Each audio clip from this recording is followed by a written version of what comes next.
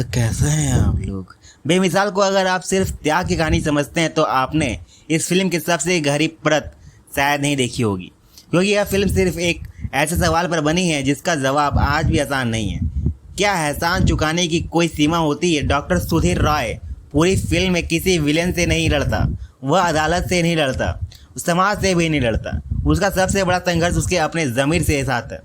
सोचिए, एक बच्चा जिसे समाज ने चोर कहा, उसी बच्चे को एक परिवार ने सम्मान दिया, पढ़ाया लिखाया, डॉक्टर बनाया। अब सवाल यह है कि उस एहसान के बदले इंसान अपनी पूरी जिंदगी गिरवी रख देगा क्या? यहीं से बेमिसाल बाकी फिल्मों से अलग हो जाती है। अगर ध्यान दे तो सुधीर अपने हर बड़े फैसले में खुद को सबसे आखिरी जगह देता है। प्यार हो, कैरियर हो या सम्मान, वह हमेशा किसी और को पहले चुनता है।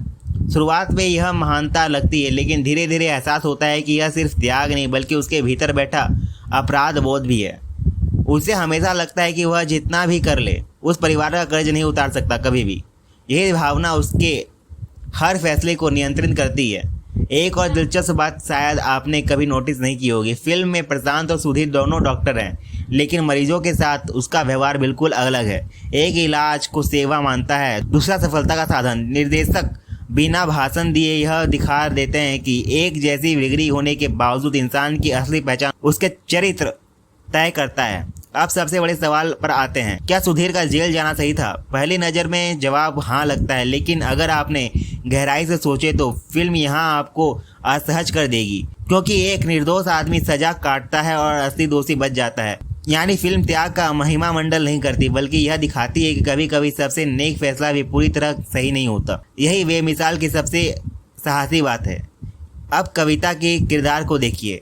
अक्सर लोग उसे सिर्फ प्रेमिका मानकर आगे बढ़ जाते हैं, लेकिन वह पूरी कहानी में सुधीर के लिए ऐसा भविष्य है जिसे वह जानबूझकर खो देता है। कविता सिर्फ एक लड़की बल्कि उस सामान्य जीवन का प्रतीक है जिसे सुधीर कभी जी नहीं पाया। इसी तरह जेल भी सिर्फ सजा की जगह नहीं है, वह सुधीर के लिए एक मानसिक तपस्या बन जाती है। जब वह बाहर आता है तो उसके पास न डॉक्टर की पहचान बचती है, न पुराना प्रतिष्ठा, लेकिन उसके भीतर का इंसान पहले से ज़्यादा मजबूत हो चुका होता है।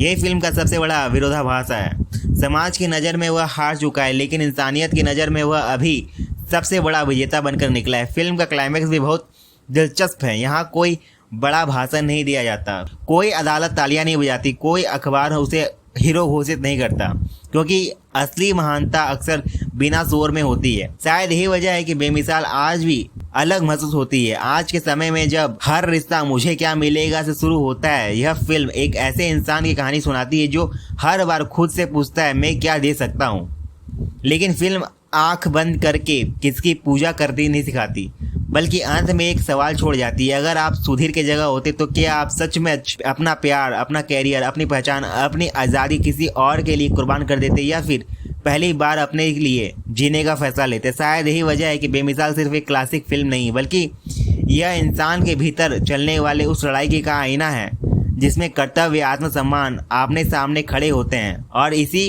अनसुलझे सवाल की वजह से यह फिल्म हर दौर के में नहीं लगती है, क्योंकि इसका जवाब समय नहीं, इंसान का चरित्र तय करता है। दोस्तों, वीडियो पसंद आया तो वीडियो को लाइक करें, चैनल को सब्सक्राइब करें। मिलते हैं अगले वीडियो में, तब तक के लिए अपने परिवार का और अपने दोस्तों का ख्याल रखें। धन्यवाद।